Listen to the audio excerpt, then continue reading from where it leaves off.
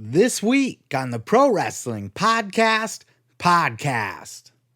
Round 3 of WWE releases. We're going to talk all about it.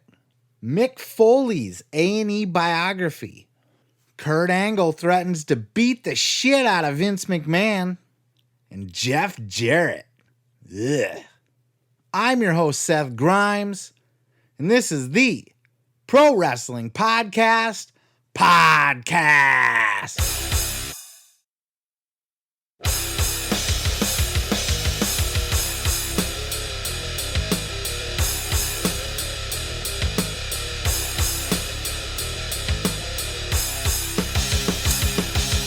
Unfortunately, this is getting to be a weekly segment on the podcast, not intended to be.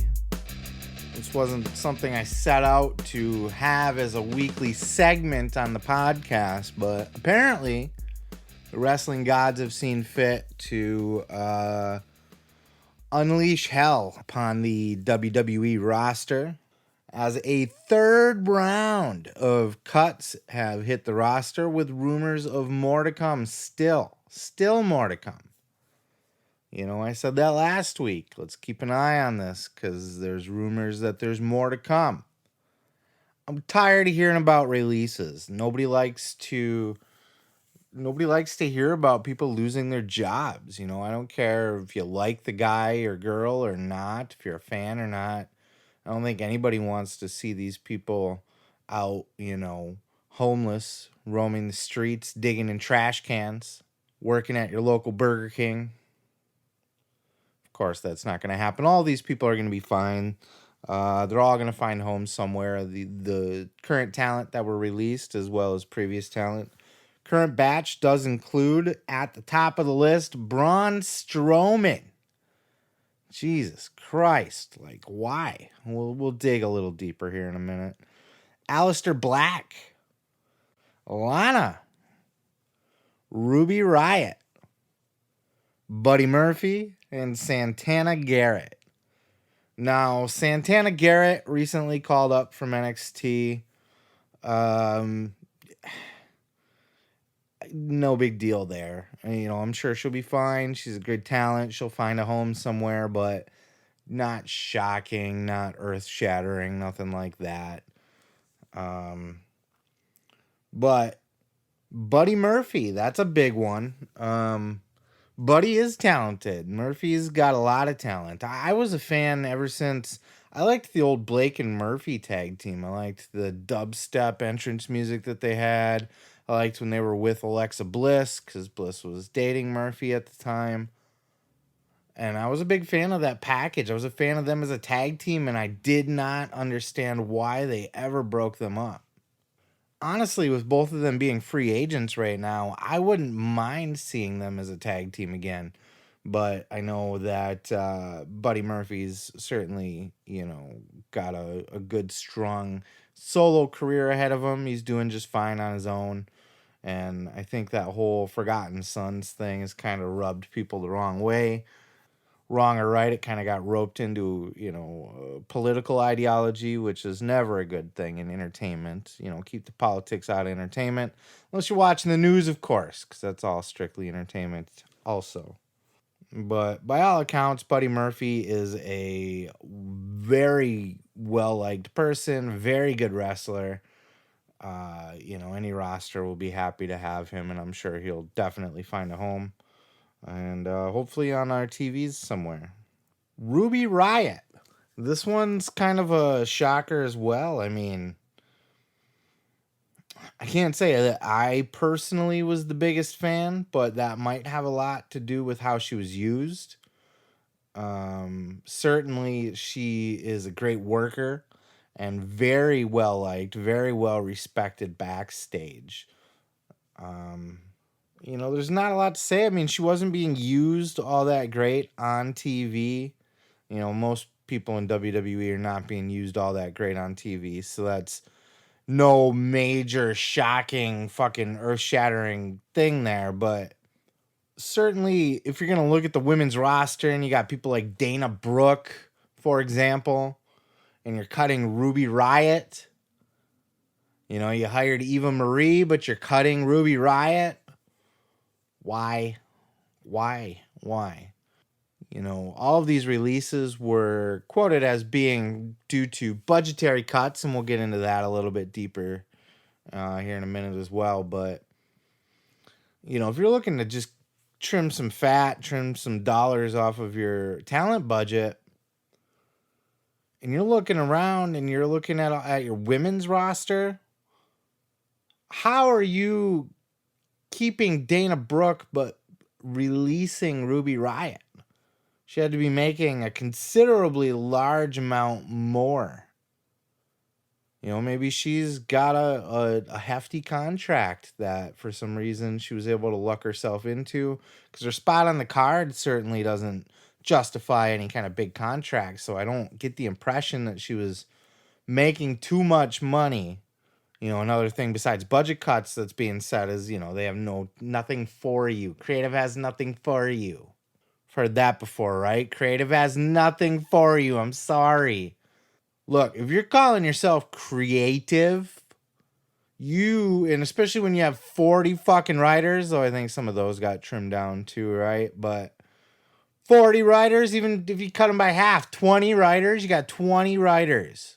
You know, most of wrestling history was booked by a person or a handful of people sitting around a table going, yep, nope, yep, good.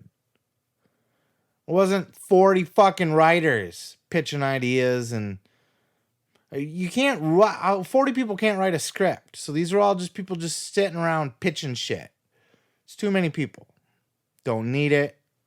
But you're telling me that 40 people can't find something to do with a Ruby Riott? You're telling me that 40 people can't find something to do with Buddy Murphy? What about Aleister Black?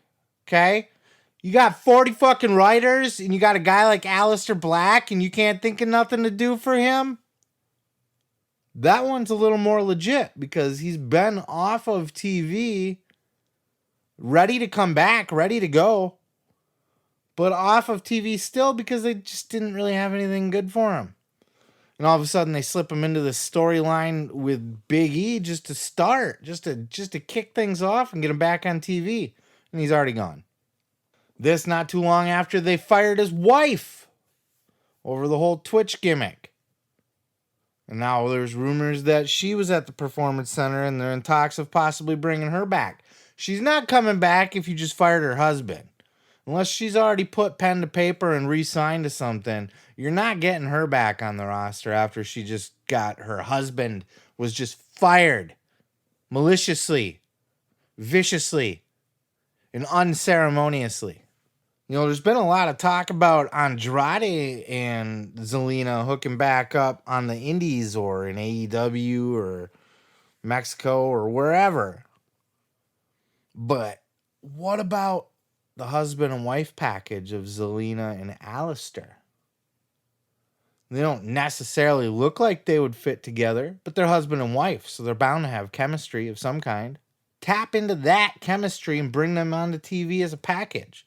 Because Zelina's best role is as a manager. Maybe Aleister doesn't need a manager, but you got a husband and wife that are now both available. Why the fuck not? They're both great talents. Even if they're not paired together, sign them both immediately. What the fuck are you doing? I'm sure they will. Everybody's going to find a spot here. Everybody's got these non-compete clauses. We're going to see as these 90-day clauses start to run out on the previous batch and then the next batch and then the next batch. We're going to see some major shakeups in the wrestling business. We're going to see guys and girls land on TNA. I'm sorry, Impact. I know people get offended by that. I'm sorry. It's force of habit. It's not anything malicious. I know that's offensive to Impact fans. How dare you call us TNA? Call us by our slave name. I get it. I understand. I apologize. There's going to be people that find a home in Impact. There's going to be people that find a home in Ring of Honor. They're going to find a home in the NWA. They're going to find a home in AEW, many of them. They're going to find homes just headlining the indie scenes. Indies coming back, baby. Indies are coming back. And with that, lots of people are going to get booked. These indie shows, they need top guys. They need headliners. They need a guy to put on the flyer, you know? 10,000 local jobbers, and then this guy that you know from TV. The old former WWE superstar tagline. Lana, another huge surprise. Not, I don't feel like they ever really respected her or cared about her all that much, but she's talented as fuck. Beautiful, great talker, and she's, by all accounts, has been working very hard, you know. I'm not there, I don't see it, but apparently she's been, you know, busting her ass, really trying to get better. She's not there just collecting a paycheck. Lana, I guarantee, is going to end up in AEW. I'll bet I'll bet the couch that I'm sitting on now. Yes, I record my podcast on a couch. Don't you? You don't record your shit sitting on a couch? Pfft, you're doing it wrong if you're not. I get to just sit back, kick my feet up if I want to. Got the microphone, just pull it right over. It's beautiful. It's beautiful. Anyway, Lana has to end up in AEW, right? Just because of Miro. I mean, why would she not want to be with her husband again? Back on the road, as they're going to go on the road doing shows now. Why would they want to be away from each other? Unless it just makes great business sense for her to go to another company where she's going to get a bigger paycheck or get a bigger push.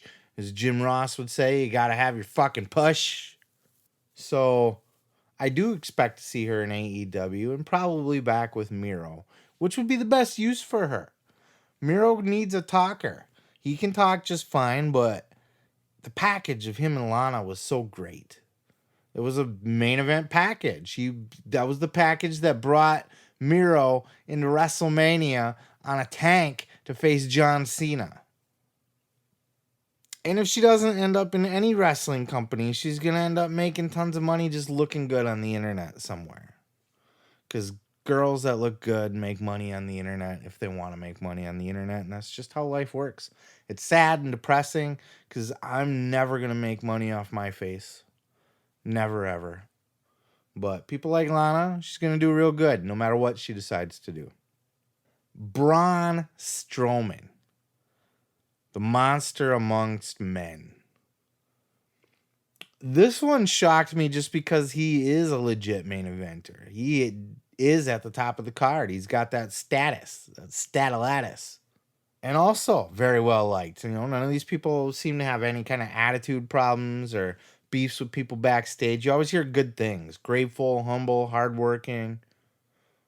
Got himself in tremendous shape. He takes that shirt off and he's got the fucking, just the abs just tearing through his skin, just pushing out like, bam! Abs, bitch. Braun, I think, personally, I gotta think that one's all about the money. That one's strictly about the money. Apparently, he had a paycheck that was, you know, he was making at least $1 million a year. He was one of the beneficiaries of that, all those contract re-ups and upgrades that were going around right when AEW was about to start up. But now all of a sudden, WWE's having a little bit of buyer's remorse over the last 2 years now, looking back at those contracts and kind of going, I don't know that they really need that big a contract. I think Braun could probably end up back in WWE if he were to take a smaller deal. I don't know if he was offered anything different.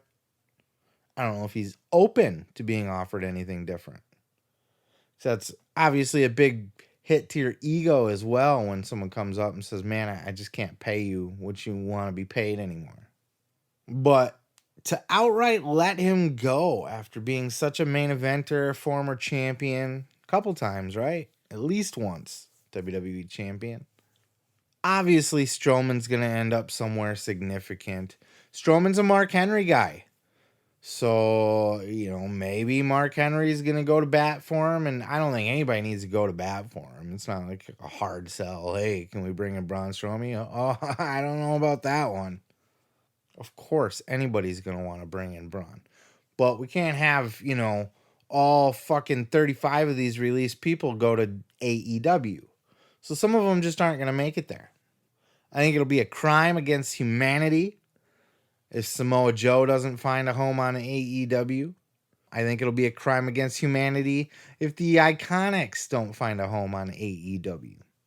After that, I mean, Mickey James needs a home. Ruby Riott needs a good home.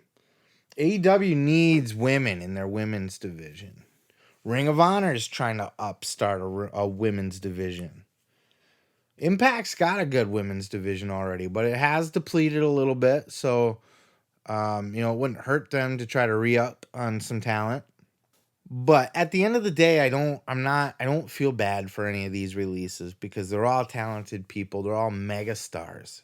They are all going to find a good, cushy, nice new home. Some of them are going to end up back in WWE within the year. Because ultimately, I think most of this really just kind of comes down to contracts. It comes down to money. It comes down to saving money. So that kind of brings me to the next topic, right? Budget cuts.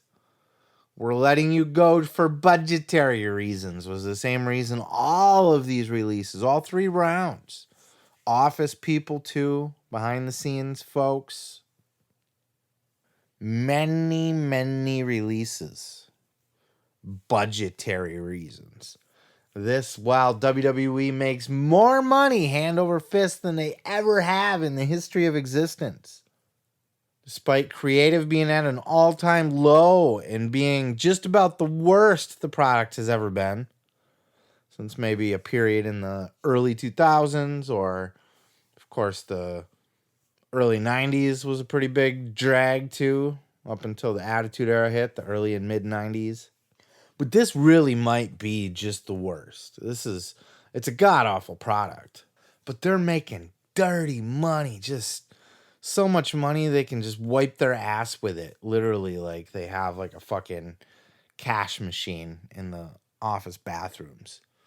And, when Vince goes to take a shit on his golden toilet, he's pulling out $100 bills and just wiping his ass with them.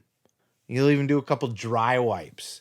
He doesn't even conserve and just get the poopy ones. He's got to get the dry wipes in there as well. So money's not really an issue for WWE. They're not going broke. Shit's not tight. So it comes back again to why. If you're not going broke, you're making great money, but you need to cut main eventers because of budget cuts. There's something else going on here.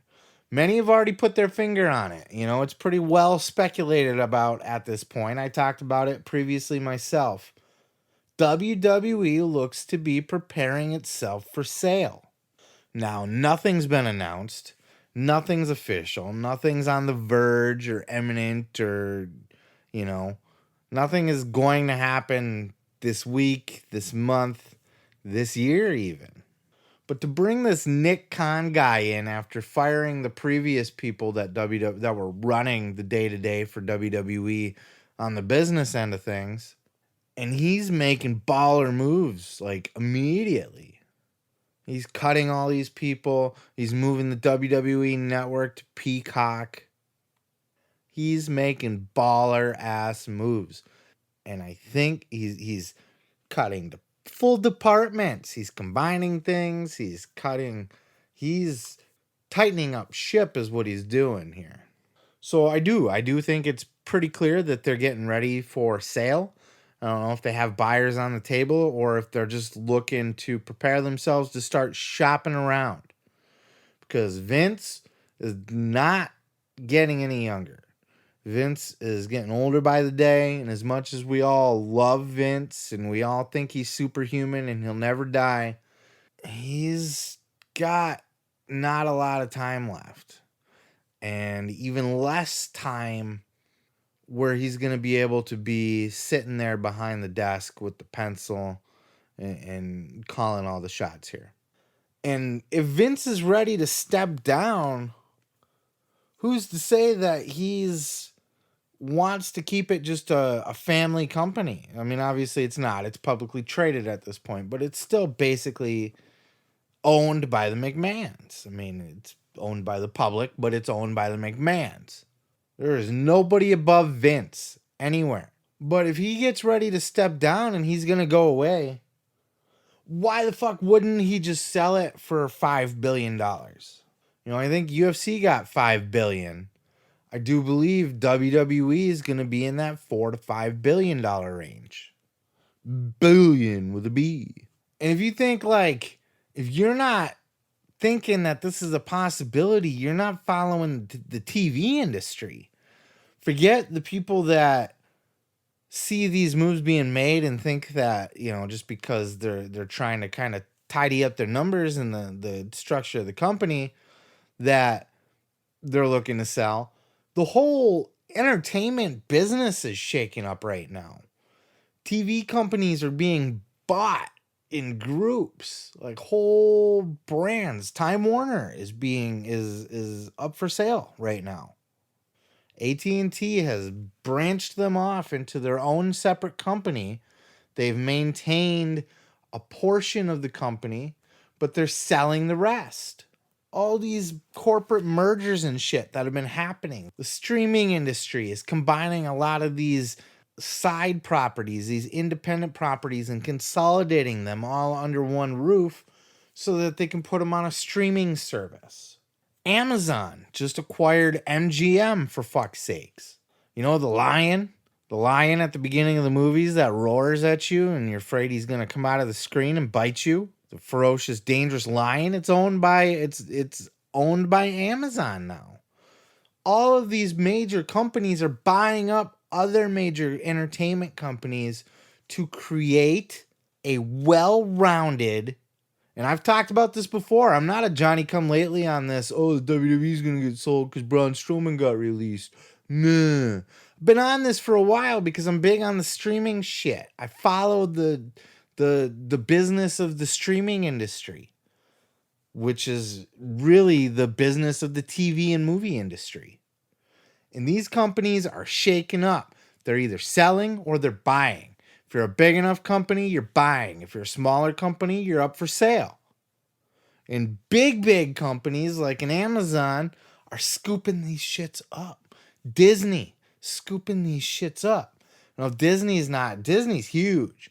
They're not even a flash in the pan compared to like an Amazon.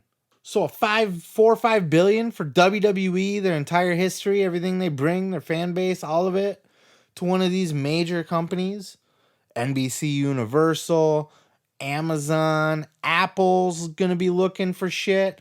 Don't rule out Apple to start making some big moves here. They're looking to step up their streaming service. They're not gonna fuck around. They're gonna start buying up some shit.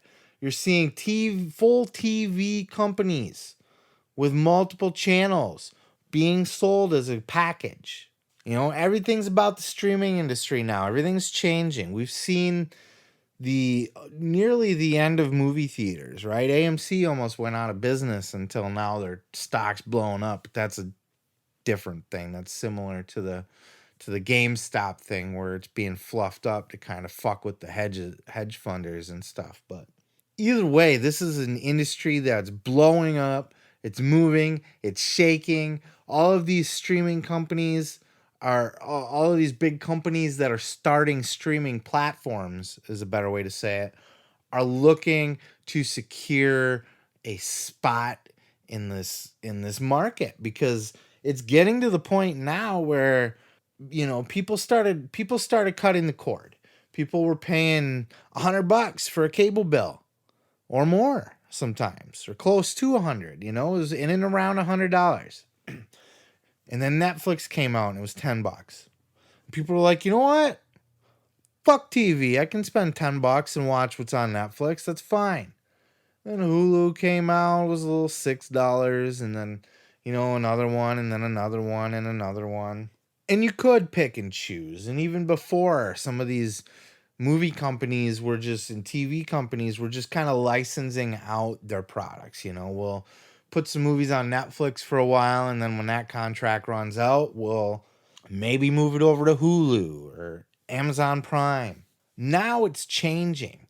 Now that all of these companies are trying to get into the streaming business, now they all have a streaming platform. Now if you're paying for all of them again, you're back up to $100. You got $15 for Netflix now. You got $12 for Disney. You got $7 for Hulu. You got whatever the fuck it is for Amazon Prime, 10 or 14 probably now by this point. I don't pay for that one. Peacock's out there at $10, $5 for commercials. You got Paramount Plus on now, Apple TV. All of these companies are trying to lock in their own content. And they're not just looking to license content, they're looking to own the content. Because a lot of these streaming companies, with the exception of an Amazon, with the exception of an Apple, are already big TV companies or movie companies, media conglomerates that are trying to consolidate everything into a single place where they can put it all on their streaming service. Disney bought up Star Wars. Disney bought up Marvel. Disney was a big time player. They bought Pixar once upon a time. That was many, many years ago, though. But Disney has been growing exponentially just by picking up media companies, by picking up other brands. You don't think a Disney could work with a WWE in their portfolio? Of course they could. That's one of the major speculated, but I think this might fall more into like an NBC Universal. I think Apple's a player. I think a lot of people are sleeping on Apple, but I think they're a player. I think Amazon's a player. So here's what's going to happen. One of these companies, and why I'm leaning towards NBC Universal, is because they've already kind of made that transition. They've already invested, what, $1 billion into 5 years of streaming content just to license it. They've had WWE on their TV for 20 years. They know what the product is. They know what it does. They know they are in the WWE business already. It is not a gigantic leap for them to just buy it outright and just, we got the content. We're already on our channel. You're already on our streaming service. What if we just own you? You can still operate as your own company. Like, when Disney buys Marvel, Disney doesn't fire Kevin Feige. Kevin Feige might have different bosses and they might have different things to say. But you let Kevin Feige make the fucking Marvel movies and you shut the fuck up and stand over there. You don't say a goddamn thing. You do what you do great, and I'm going to fuck off over here and just get kickbacks and make money off of it. But that's what I expect to see. I expect to see one of these major media conglomerates that are running a streaming service are going to buy the WWE outright. And they're going to keep it as its own media entity that they're just going to advertise along with all their other shit that's going to be on their streaming platform. Because they got to build that portfolio. It doesn't even matter how many viewers they get necessarily. You want the portfolio that's going to draw people in, or that you can sell to advertisers, or that you can just say, hey, we got this, we got this, we got this, we got this. You don't even need to be a wrestling fan. You could have been somebody who casually used to like wrestling when you were a kid. Oh, they got WWE Network too? Maybe you weren't the guy that was going to go buy a subscription to the WWE Network itself. But if you get all these movies and TV shows and all this other shit that you like, and you also get WWE where you can go back and watch WrestleMania, whatever the fuck, whenever the fuck you want to, maybe that's a selling point to you. So this is going to happen. This is going to happen when Vince is ready to step down, and that's probably coming sooner than later because he just, science, just things, biology. People don't live forever. Vince can't even talk right now. I'm sure he's still sharp as a tack, and I'm sure if you ever even suggested that he should step down because he's too old, he'll beat the shit out of you. But that's what's going to happen, and that's what's happening here. It's happening sooner rather than later. It's not going to be this year, but it is going to happen within the next 3 to 5 years. Absolutely, beyond any shadow of a doubt, and they're preparing for that now. They're tightening up their departments. They're tightening up their talent budget. They're tightening up everything. There may be more cuts. There may be more changes along the way. They're looking at every little penny and trying to figure out where they can make the sales look better. And, more power to them. So it's exciting. We don't like to see releases, but this is exciting for the entertainment industry as a whole. wrestling, entertainment. A lot of good's going to come out of this. Wrestlers are going to be, the released wrestlers are going to be creatively fulfilled once again because they weren't WWE. They just weren't. None of them were. Not one of them felt creatively fulfilled. All of these other wrestling companies are going to get new talent in. All of them. Every single one of them is going to pick up one of these people, at least. Been talking about it for a while, so I'm going to leave it there for now. But this is absolutely an ongoing story, and absolutely one that I am on top of like a fucking, like your mom. I'm on top of it like your mom. Mick Foley was up this week on the A&E biography list of WWE legends being biographed. What a great show again. Just another fantastic episode. I know I kind of sound like a dick sucker a little bit to these A&E biographies as of late. Barring the Macho Man one, I've been overall positive about these biographies. This one, another great biography. Look, we've heard the Mick Foley story. We've read the Mick Foley story. We've seen the Mick Foley story be told so many times. We know it like the back of our fucking hands, right? We know about the ear. We know about the explosive death matches with Terry Funk in Japan. We know about Kane Dewey in ECW. We've beaten to death the idea of the Hell in the Cell.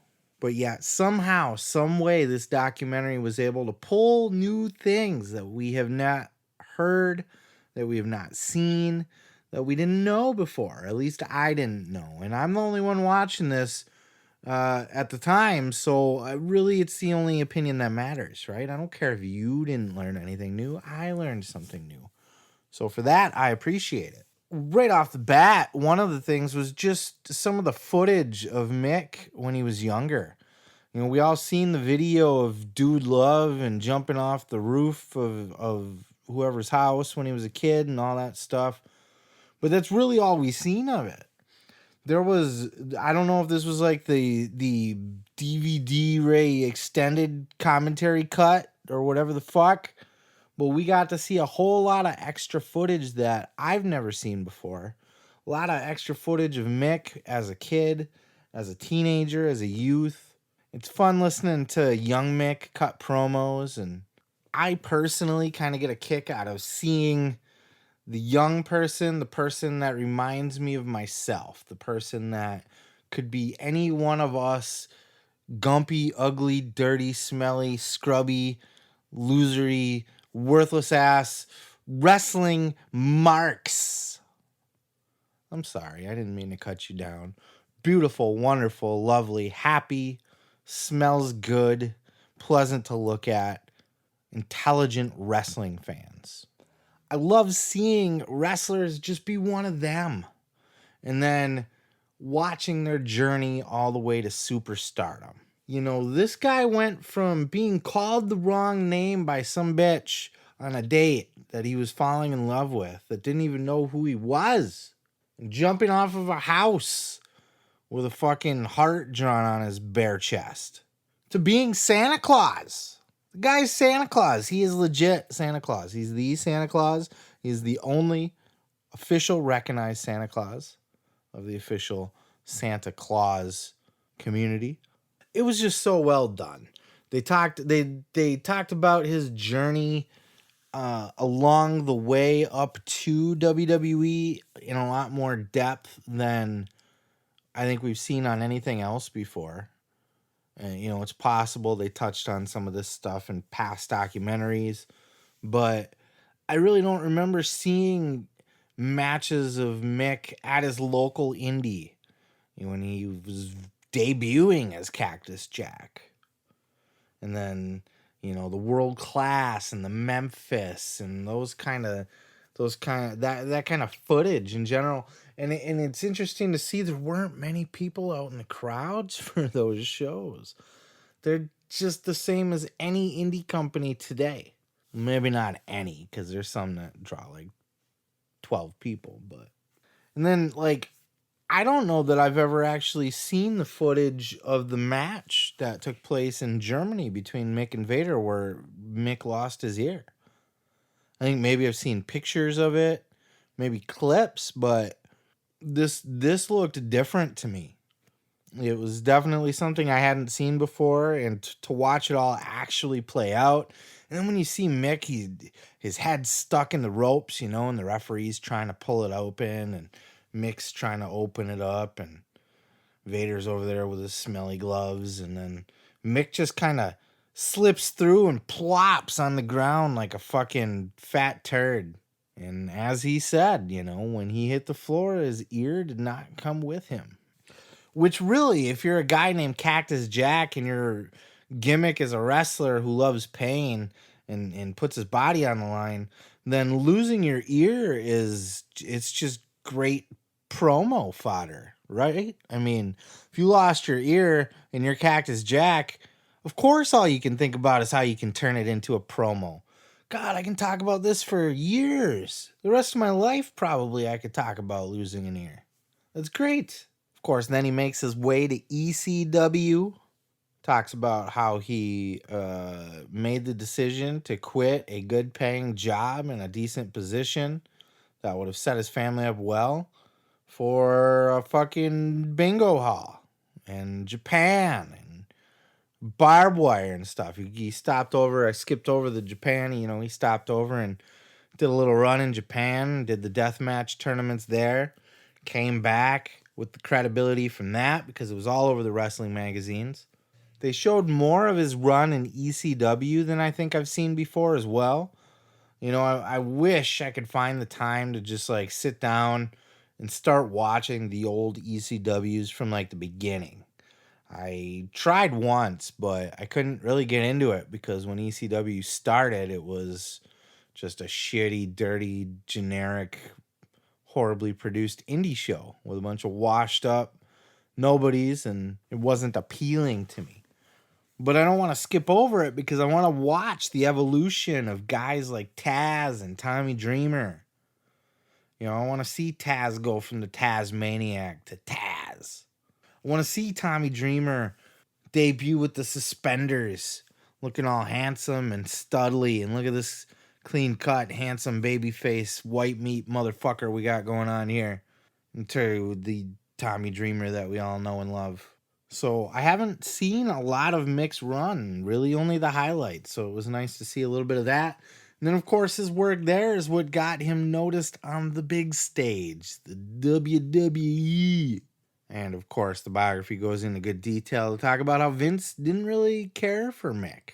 And we got it in Vince's own words. Oh, I'm never going to hire that guy. He said those words on the documentary. Ha! He's fat! And he's toothless. Ew. But yet, Jim Cornette and Jim Ross were able to push and push and push and push Vince till he finally said, okay, fine. God damn it. Well, give him a job. According to Jim Ross on his podcast this week, a nice little companion piece to the Mick Foley documentary covering Mick Foley in 1997, Ross said that Mick's first contract was pretty short. He was only there for a little run, and there wasn't a lot of commitment there. There wasn't a lot of expectation. They really just brought him in to work with The Undertaker. And honestly, he could have just ended up being one name in a long list of guys that The Undertaker worked with in the 90s that were just there for a feud and then gone. But it was a credit to Mick and his talent and his ability to get himself over and earn a spot on that roster for the long term. I think Jim said his first deal was 2 years, and then he was re-signed for a 5-year deal. And of course, it was Mick's great run that he had with The Undertaker. I remember very fondly as a kid. I knew Cactus Jack was already because I was a WCW fan. I hadn't watched ECW at that time as a kid, but I did know of, I was familiar with his run that he had with Sting. I watched that whole thing. I was watching WCW at the time, and I was a fan of Stinger. And I remember Foley, and I remember him working with Abdullah the Butcher. And I remember being somewhat scared of Foley, like somewhat, not like hiding under the bed scared like the Fiend or anything, but like I believed he was a crazy psychopath that would probably eat my face off if given the chance. So I knew who he was when he came in as Mankind under the mask. And I appreciated his run, the Boiler Room Brawl, the Buried Alive, all of that shit that he did with The Undertaker was special. He brought a whole nother side of The Undertaker out that we really hadn't seen before. And then he went on to work with Shawn right after that. And Mick earned his worth quickly, but it was the sit-down promo with Jim Ross that I think really solidified Mick Foley in the eyes of the fans and really solidified Mick Foley in the eyes of Vince. As a matter of fact, check out this clip from the Grilling JR podcast this week where JR talks about the sit-down interview with Mick Foley and what one Mr. Vince Kennedy McMahon thought of the whole. Talking about these vignettes in particular, you said it was, after work one day. Describe the set to us. Is it simply you, Vince, Foley, a cameraman? Is it a full cast of characters? What's that look like? We didn't know Vince was going to be there, Conrad. Okay. We had no idea. He wasn't booked to be there. Or he said, don't start till I get there type deal. None of that. Right. We did no rehearsal. We discussed thoroughly, I guess that could be considered a rehearsal, the ground we wanted to cover. We had a beginning, a middle, and an end to our story. The beginning was what it was. The end was JR getting a mandible claw. And this sadistic, unpredictable dude, taking liberties with good old lovable JR. But that's where the famous line that came from Vince, where we got to a certain stopping point in our beginning, middle, and end, and we hear this voice that's unmistakably Vince saying, "This is good shit." So at that point, Mick's made. That's good shit. Gotta love that. Gotta love Vince. I love Vince. I love Vince and the way he talks, his little mannerisms and his Vinceisms and the way he says things, and such a character that guy is. But like Ross said, all he had to do was see that. Sit-down interview, and he was sold on Mick Foley. None of the other shit that he had seen before that solidified Mick. The Boiler Room Brawl, the fucking Buried Alive, the matches with Shawn. None of that mattered to Vince as much as just his sit-down interview with good old JR, knocking that hat off. And of course they get into Sacco, and you know the whole history, but it's, Mick very briefly touches on his stay in TNA and just says it's all a big money grab and all that stuff. There's zero controversy in this one at all. Not even a smidge. There's no dark side of Mick Foley. I don't think there ever was a dark side of Mick Foley. There's no dirt to be told about, to tell about Mick. So it was all pretty much just a glowing review. Here's this guy who struggled and then made it, and yippee, yay. But it was well produced. It showed new shit. It covered new ground. And look, for that, totally worth a watch. Very happy with it. Go out of your way to check this out. Keep watching these A&E biographies. I think we're pretty close to done with them at this point, aren't we? Is there another one? I don't even remember. But as long as they're here, we're covering them here. I got you. I got your back, bro. All right, guys. Are you ready for my hot take? You ready for my controversial take?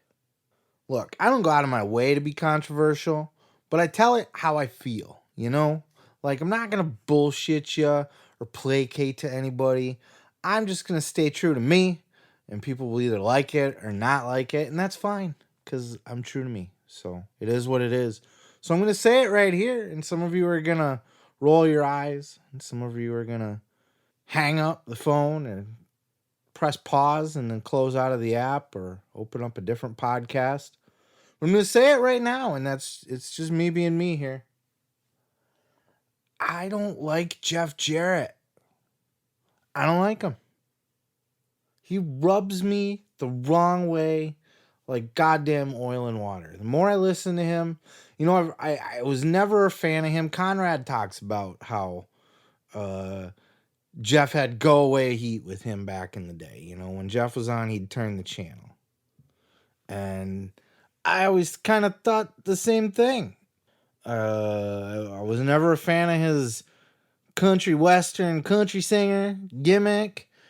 I wasn't a fan of him turning into a tough guy that says don't piss me off and slap nuts and carrying a guitar. I didn't buy into that shit. I didn't buy into him being a main eventer in WCW. I mean, I did not buy into it, you know. I mean, I believed him as a main eventer. I just didn't care. I didn't like him as a main eventer.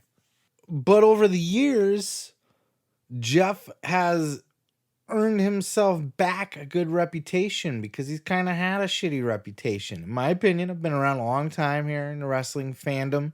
And Jeff wasn't always a super liked, well-respected, talked about guy. He was kind of thought to be a bit of a douchebag, to be honest with you. And I always kind of thought that. But over the years, he's kind of done enough to where I feel like he's sort of humbled himself down and kind of been introspective and retrospective and all the other spectives. And I just thought, you know, there's a genuine dude there. And I do still think that. I think Jeff's genuine. I don't think he's fake or anything like that. But he comes off. It's so hard to even put a finger on. Some of you are right there with me. Some of you know. Some of you are like, yup, I see it, I understand. Others are like, fuck you, bro. Jeff's awesome. I love Jeff. And others are like, in the middle. Jeff just, the way he talks with Conrad, you know, I'm listening to this guy talk for 3 hours. And sometimes the way that he says things, I think he's trying his best to be open and honest and put on a good show and all that good shit. But I think the way he kind of pushes back against Conrad from time to time or just throws a little shit Conrad's way seems to be different than the way like Bruce does or Shivani does or even Bischoff will from time to time. You know, they're not afraid to kind of go back and forth with Conrad a little bit, and that's good. But Jeff, I don't know. It's like sometimes he questions the way Conrad asks questions or conducts the interview, or he tries to preface things he says by saying other things. I don't know. I honestly, like, guys, I can't put a finger on it. I can't sit here and tell you this is what the problem is with Jeff Jarrett. He just rubs me the wrong way. Like, I just know, like, if I were to hang out with Jeff Jarrett, I don't think I'd get along with him all that well. I think I'd be irritated with him by the end. He'd probably be irritated with me. I don't think our personalities would be good with each other. There's just something about him. There's a little bit of smarm in there. A little bit of smarm. There's a little bit of ego. I've said that before. I think, I don't know.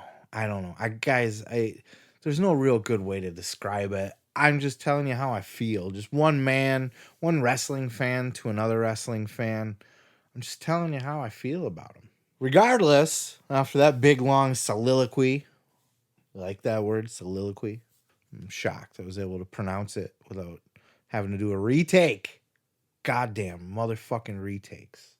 But overall, the most recent episode of My World, where they get into the first very beginnings of TNA, I was so interested in that, despite being completely against hearing another word out of Jeff Jarrett's mouth.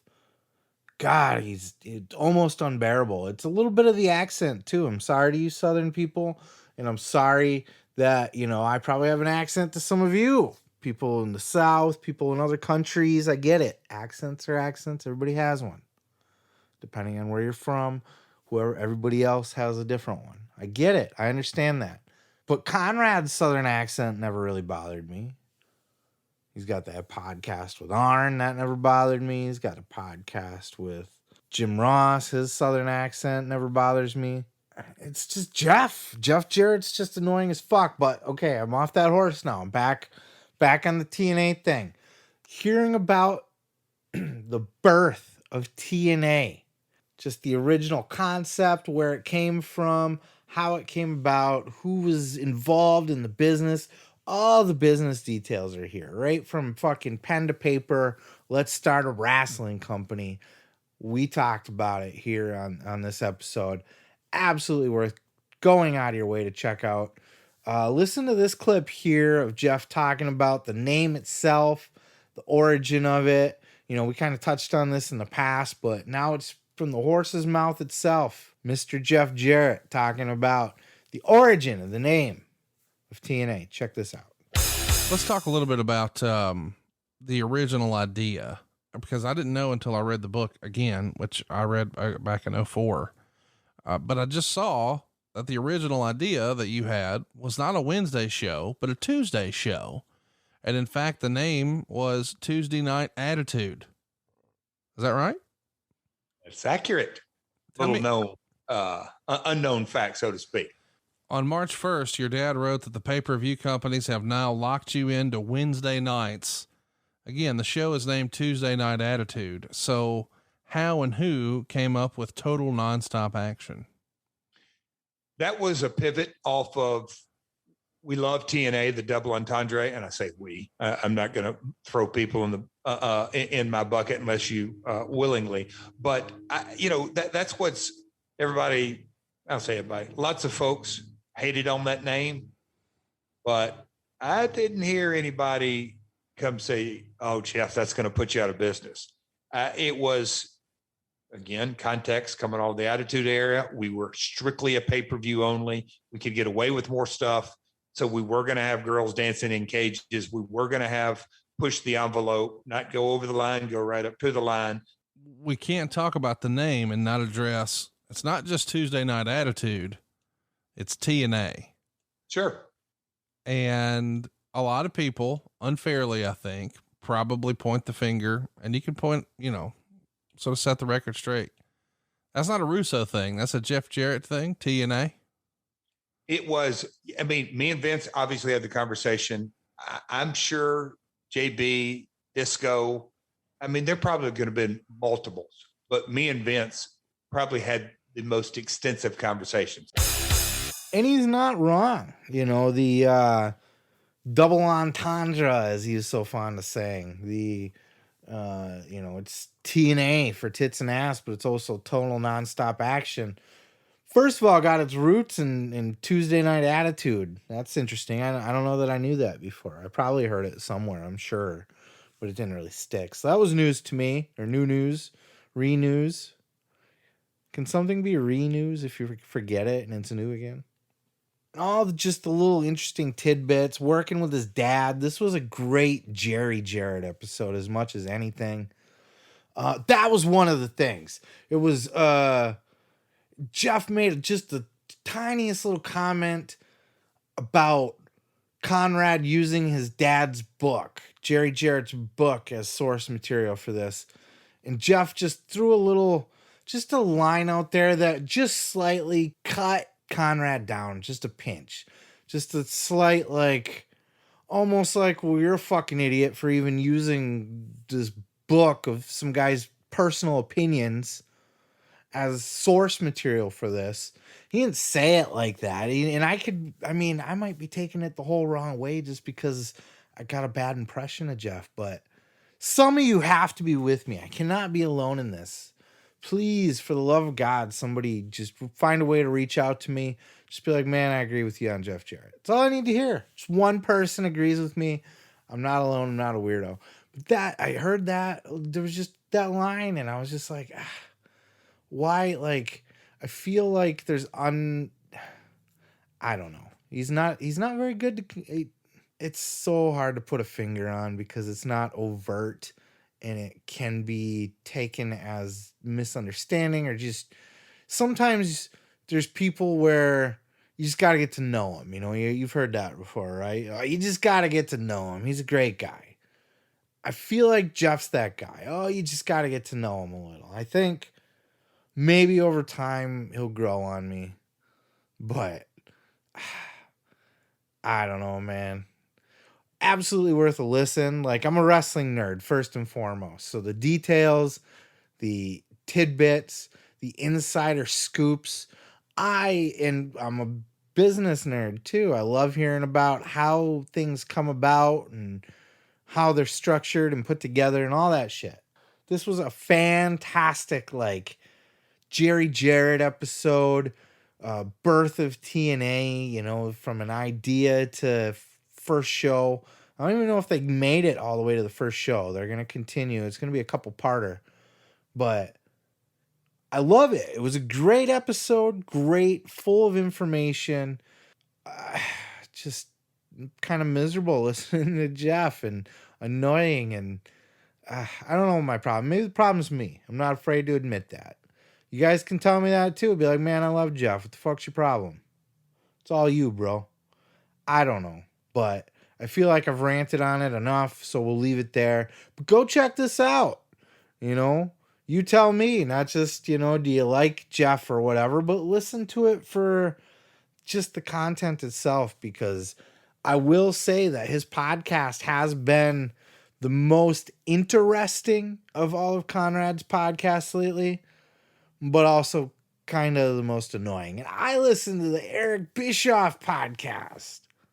And I love Eric, but he talks and talks and talks. His podcasts are long. All of his sidebars is just, wow. It's a chore to get through sometimes, but always interesting nonetheless. But Jeff's podcast, very interesting. I'll shut up now. Go check it out. Go listen.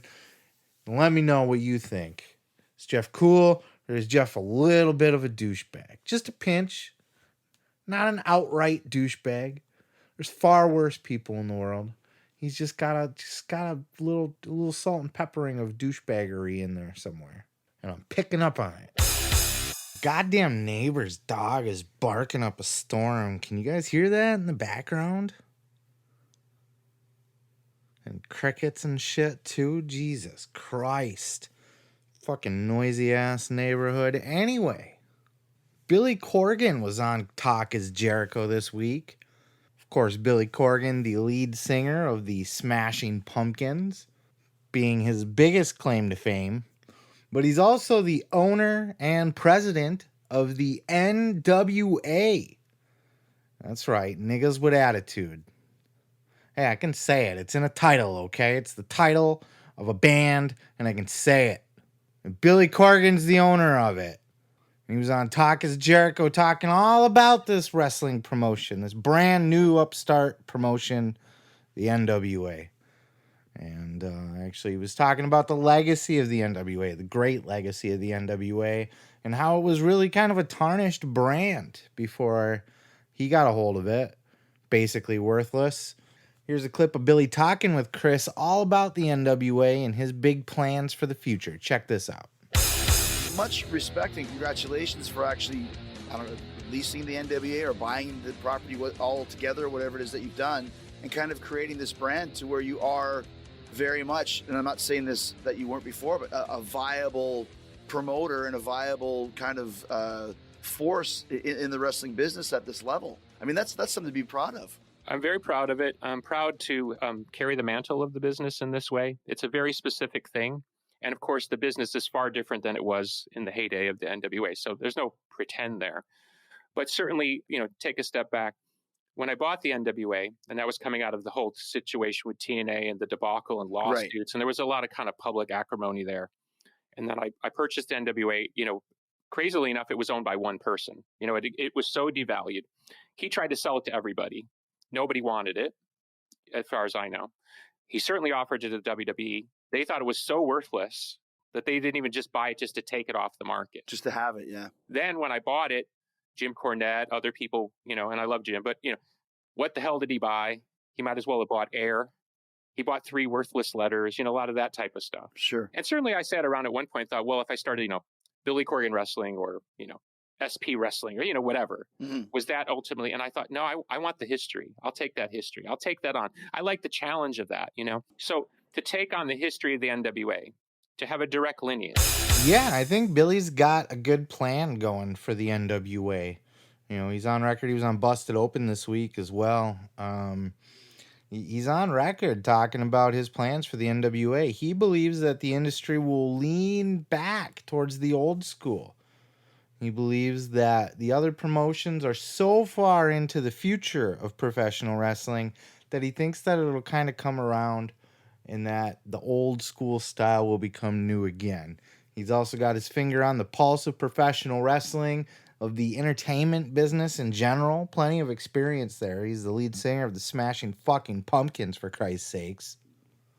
And he knows that the wrestling market is huge. And now that this whole pandemic bullshit is over with and things are getting back to normal and stuff, the wrestling business is going to boom all over again. It was there before the pandy. It's going to get there again. It never went away. The indies are going to be huge. TV companies are going to be looking to acquire some sort of wrestling show. He's going to do great things for the NWA. Now, I've heard since Dave Lagana's gone that the NWA has not been as entertaining of a product, hasn't been booked very well.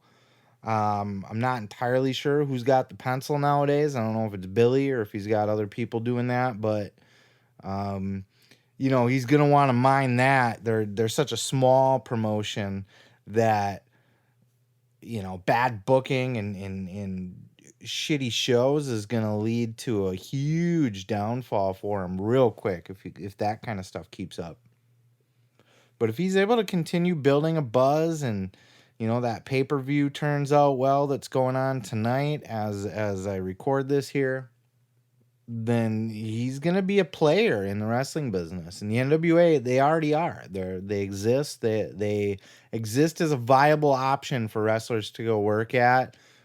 He's created a good place for them to work at, a place where wrestlers can kind of go and work part-time, where they can still have a shoot job and they can still have a family and all that other shit and go wrestle and make money and still be a star in the wrestling business with a very light schedule, with a more dumbed down roster. I don't know what would be the best way to say it, you know, not as superstar-y of a roster. I mean, Trevor Murdoch's in the main event, for fuck's sakes. Like, I haven't been watching, so I'm not passing judgment. I'm sure he's doing great. I'm sure he's earned his spot in the title match there, but I don't know. Trevor Murdoch. You tell me. Fuck. If I'm wrong, yell at me. Say, dude, you have no fucking clue. Trevor Murdoch's the shit, man. And I'll say, okay, I'll give it a shot. I'll go check it out. But for right now, meh. But I'm a fan of Billy Corgan. I love Billy. I love what he's doing. I appreciate that he has such a passion for the wrestling business. You know, that's another thing he talked about in this episode with Chris, is how when he got into the wrestling business, it took a while for him to be able to get some credibility. You know, he was getting dirty looks from people in locker rooms when he was there to visit and hang out.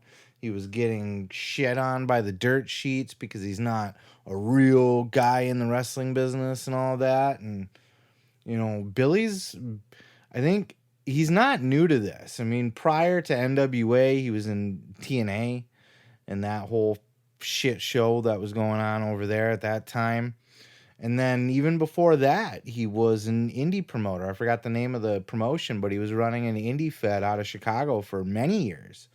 Many years, as a matter of fact. And worked with a lot of big stars and local indie talent. Went through Chicago. So Billy's the man. What more can be said about it, right?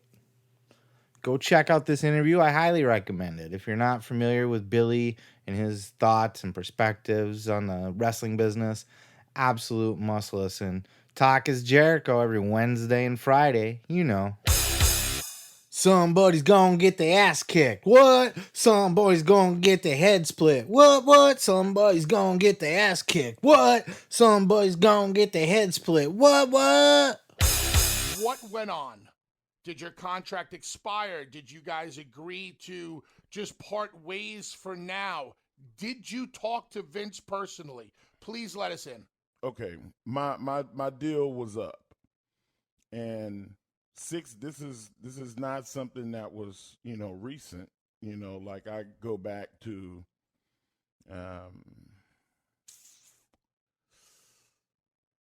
5 months, 6 months. I want a position in the office, and I want everything that comes with it. And You wanted a position in the office with the WWE. yes. Okay. And I talked to Vince himself, and he said, "Write it up." He was like, you're somebody that I'll hear from, I'll listen to, and I was told that there was a lot of cleaning house, and there was a lot of cuts that were happening, and there was a lot to come.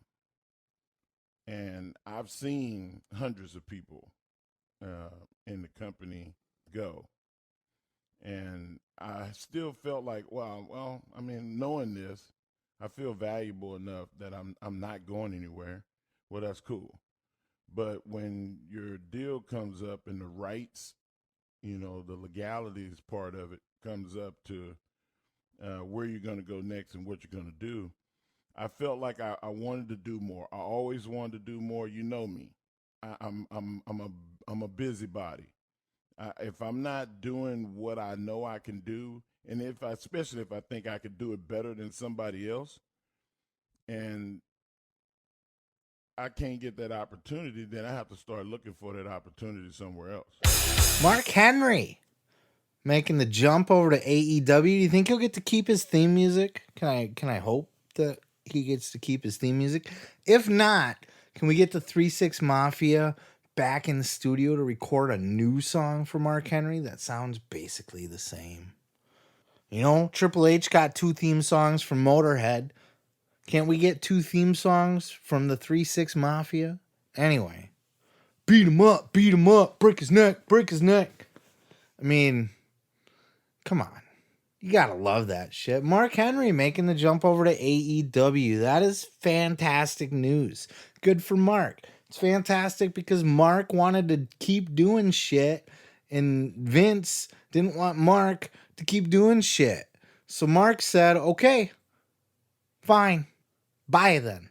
Just buy. And Vince said, okay then, buy.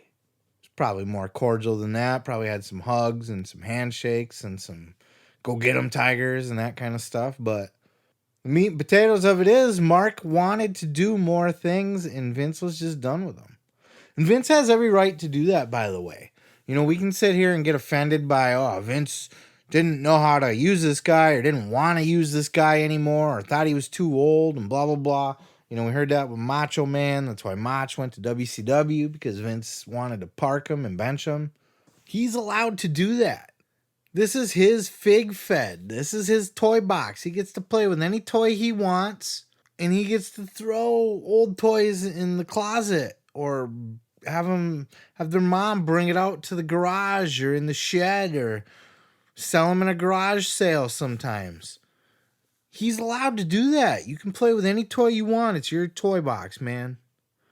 And if your toy gets offended by that, then I'm sorry. Old toy. Old fire truck friend. You're just not my jam anymore. Your wheel fell off. Your paint's all scuffed up. Your ladder doesn't really work anymore. And it's okay if you sell it in a garage sale and some other kid comes and goes, I want that toy truck, and buys it. Daddy buys it for them.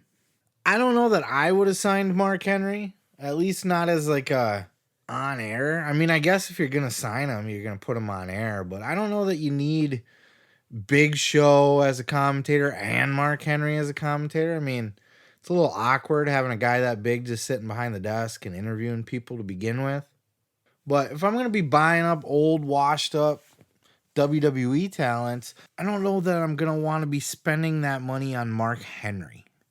At least not on TV. Mark would be a great guy to have like as an agent or as just an ambassador, because Mark was, on this podcast talking about doing things for the community, getting involved with all these community groups and stuff. Perfect fucking job for Mark Henry. Bring him in for that. When we go to these towns, you can be the person that reaches out on behalf of AEW work something out, bring these people in, show them a good time. Exactly what Mark said in the interview. So he's great for that. Great to work with new talent. He's got a killer eye for talent. He's responsible for Braun Strowman. He's responsible for Bianca Belair. He's responsible for Jade Cargill. Probably some other ones that I'm not thinking of off the top of my head. But that's a good track record in itself right there. It's already impressive. These are Mark Henry guys. And they're all stars. All stars. So Mark will be a great addition to AEW. I'm just not stoked to see him like wrestle or sit behind a commentator booth or interview guys. I don't know that I want him on board for that. If it's me personally, I don't mind it. I'm not hating on it. It's fine. You know, whatever. I'm just saying, like, I don't know if that would have been my preference, but all the other shit, the backstage shit, great choice. Great signing for AEW. And just to have those kind of legends around, you know, everybody gives AEW shit for picking up the WWE rejects, and we're going to hear more of it once they sign up some of these releases, once their 90 days are up, because they will, and they should. This whole thing about, ooh, WWE rejects, it's the stupidest shit I've ever heard in wrestling on the internet ever. And that's saying a lot, right? That's covering a lot of ground. But, and it might be hyperbole, but for fuck's sakes, talent is talent. It doesn't matter where they used to work. What you don't want to do is take all your guys, put them in the X division, and then take all the WWE guys and fill up your main event spots with that. But you do want to bring in some of these people and utilize them on your roster. As long as you're balancing them out between your guys and them guys, and you're using, it's the way that you use them, and it's the amount, you know, there is at some point, it's like, okay, you can't sign every guy that WWE fires, but if you have it in your budget, you can afford it. It's not going to break your bank or hurt your fucking profitability, and you think that they can add something to your roster, well, just sign them because they're a name. What can they bring to your table? What can they do for you? If they check those boxes in any way, shape, or form, sign the motherfuckers and fuck what the people on the internet think. Because every time you sign a guy that came from somewhere else, somebody out there is going to go, oh, I just signed a bunch of WWE wash-ups. Right. It's like WWE signed a bunch of TNA wash-ups, didn't they?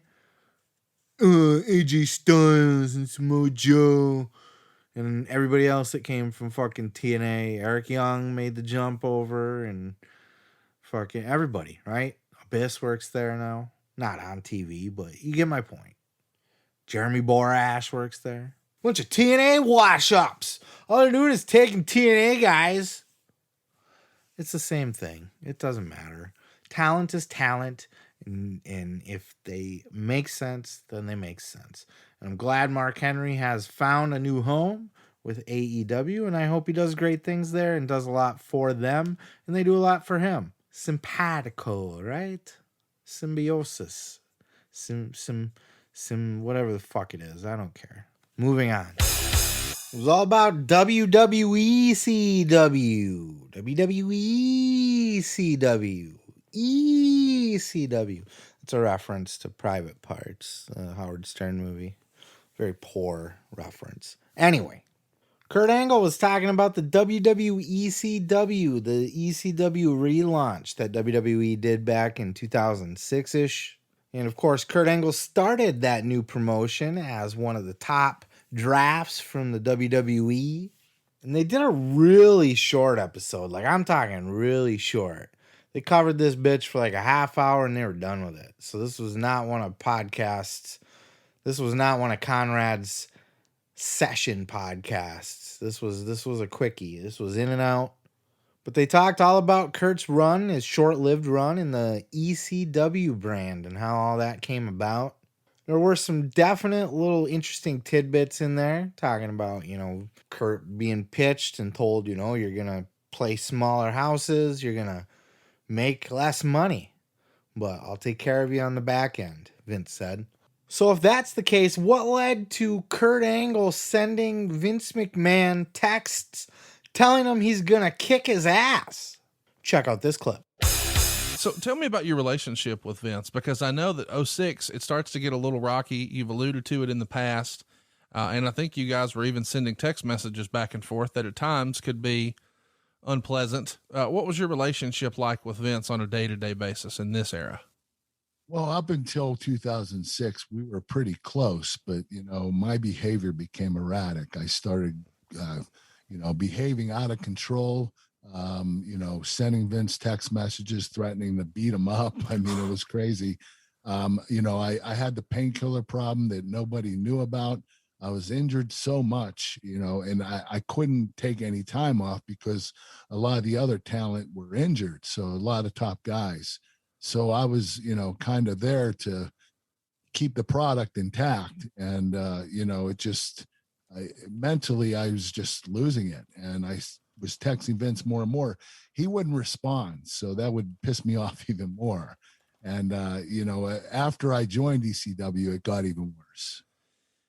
So, I can't help but have a follow-up question. Why were you threatening to kick Vince's ass? Because he wouldn't get back to me. I see. And I understand why now. I wasn't making any sense. When I went to a meeting with Vince when I was in 2006, he had a whole list of text messages, and I'm reading these and saying, gosh, I don't remember texting this. It was really graphic. I'm going to beat the shit out of you. Some of the text didn't make sense. I was probably high on painkillers when I was sending them. It was just ridiculous. And I was in awe. I'm looking at these texts going, holy crap, I don't remember saying any of this stuff. Wow. And, it was just a bad situation. He was a junkie. He was a junkie at the time, and junkies are erratic, and they're difficult to deal with, and they're dramatic, and they're drama, and their head's not in the right place. And Vince shut him down. I'm not dealing with your shit right now. Fuck off for a minute. Talk to you later. And Kurt, don't you ignore my texts, you Vince man. You can't do that shit. I mean, I any of us would get annoyed by, someone just outright shutting you out, but Kurt admits, I wasn't in a good place at that time, and Vince was probably right to just ignore me for a while. He was sick of my shit. Remember, it wasn't long after this that Kurt was gone from WWE altogether. But I absolutely thought it was worth mentioning, even though it was a short little show. Interesting show to check out, and absolutely worth mentioning the fact that Kurt Angle was sending Vince texts threatening to kick his ass. I mean, that's great shit right there. That's good, solid podcast content, if you ask me. So worth sharing with you guys. Go check that out. Go check out the ECW relaunch. No, on second thought, no need to do that. Well, that's it, y'all. That's all we got for today. We've came, we've saw, we've conquered, we've came again. Blue Chew, right? Thank you guys for checking out the show. As always, I couldn't do this without you guys listening. If there was no one listening, I'd be talking to nobody, and that would be stupid, and I would quit after a week. So thank you guys so much. I love the support that I am getting. Please continue to check out the show. I'm going to continue to do this every week. I'm going to continue to get better every week. Still a new show. We're still learning. We're still growing. We're still finding our way through the world of podcasting, Find me on YouTube. Just search me, Seth Grimes. Search the show, Pro Wrestling Podcast. Type it twice. You're going to have the little red squiggly line underneath podcast because the computer thinks you just typed it twice like an idiot. There you can see videos of the full episodes, or you can just check out clips. If you just want the segment about X-Pac, or the segment about Mark Henry, or whatever the fuck it is that you're looking for, you can go check it out over there. And then you can like and subscribe, and then I can get paid. Fat fucking paid, because that's what we're looking for, right? We want that YouTube money. You can throw me a follow on any social media of your choosing. It's going to be at Seth Grimes Media. Sometimes I post, sometimes I don't. I don't know. We'll see what happens. But I love you guys. Thank you for being here with me. Thank you for sharing in this wrestling fandom that we're all in together. Because that's how I look at this. We're all just wrestling fans. We're a community of wrestling fans talking about wrestling. And that's just the coolest fucking thing in the world. We all got our opinions. We all like different things. We all hate different things. It's just the best thing ever. So thank you. Enjoy the rest of your week coming up here. And don't forget to go fuck yourself. I'm your host, Seth Grimes. And this is the Pro Wrestling Podcast.